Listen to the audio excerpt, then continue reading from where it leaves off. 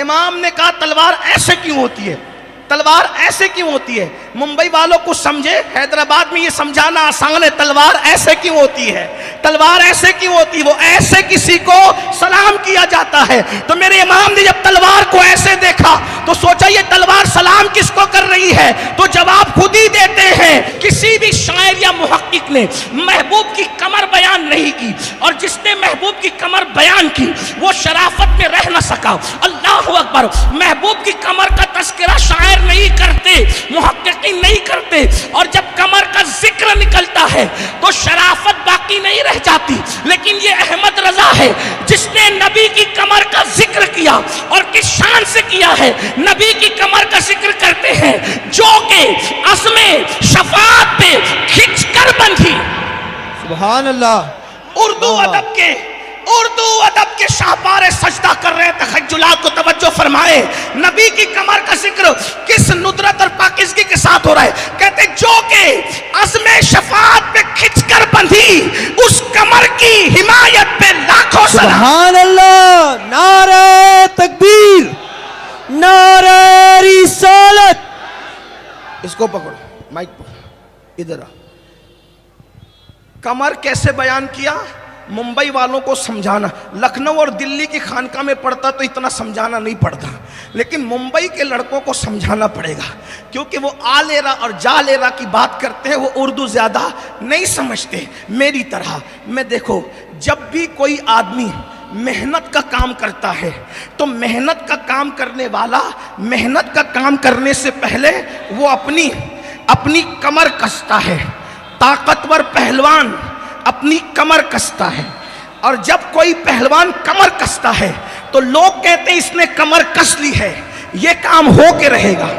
توجہ ہے، دھیان ہے، بات سمجھ میں آئی؟ اب نبی کے لیے کون سا کام محنت کا ہو سکتا تھا؟ نبی کے لیے کون سا کام محنت کا ہو سکتا تھا؟ جس کی طاقت یہ ہے اشارہ کرے تو چاند دو ٹکڑے ہو جائے۔ سبحان اللہ۔ اتنے طاقتور کے لیے کون سا کام محنت کا ہو سکتا تھا کہ اشارہ کرے تو سورج پلٹ آ جائے؟ اس کے لیے کون سا کام محنت کا ہو سکتا تھا؟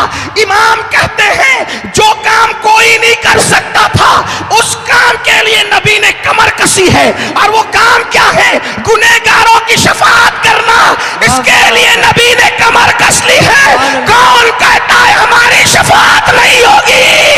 ارے فاتح خیبر کے مولا نے جب ہماری شفاعت کے لیے کمر کس لی ہے۔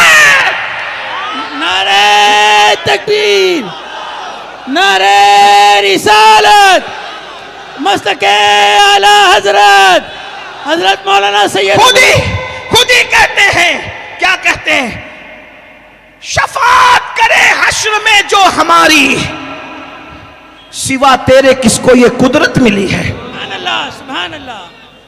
اور نصیر ان کے سوا ہے، نصیر ان کے سوا ہے کون؟ رسول ایسا جو بخشوانے پہ آئے تو بخشوا کے چلے۔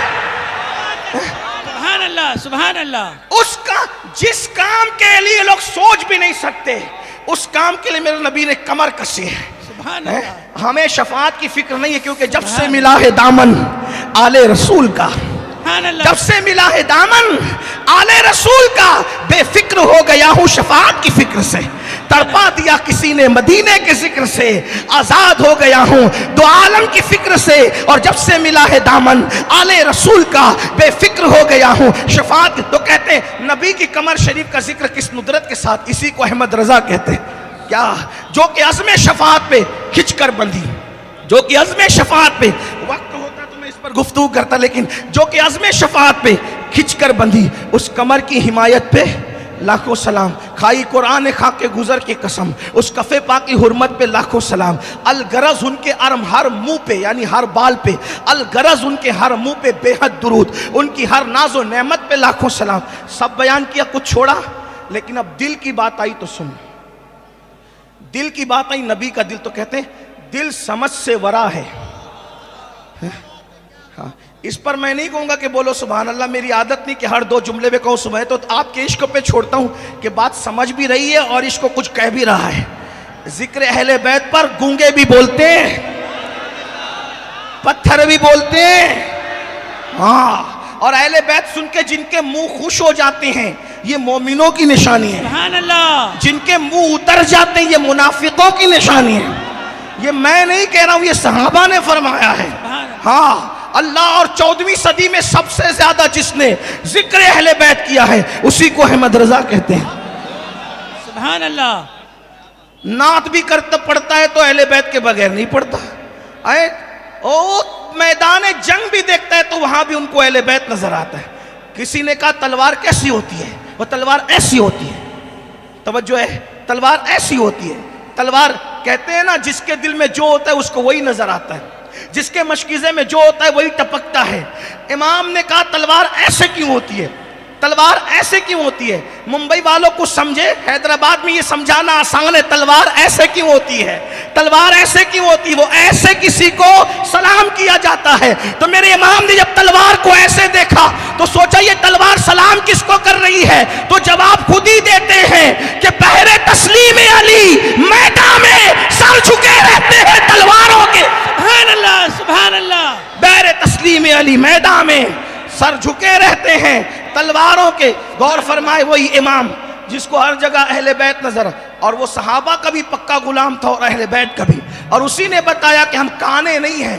کچھ لوگ صرف اہل بیت کرتے ہیں، صحابہ کو چھوڑتے ہیں، کچھ لوگ صحابہ کا ذکر کرتے ہیں، اہل بیت کے ذکر سے چڑھتے ہیں، لیکن الحمدللہ ہم سنیوں کا مقدر ہے۔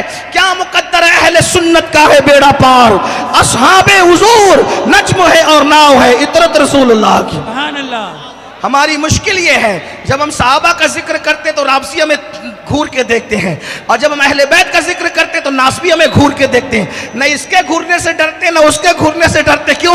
کیونکہ ہمیں پتا ہے جب صحابہ کو اور اہل بیت کا ذکر کریں گے کوئی کتنا ہی گھور لے مدینے والا پیار سے دیکھے گا، ان کی نگاہ میں آ گئے اپنا کام ہو گیا۔ ارے کوئی کیوں کر مٹائے گا ہمیں، کیسی مضبوط ترپنا میں ہے وہ ہماری نگاہ میں نہ صحیح ہم تو ان کی نگاہ میں۔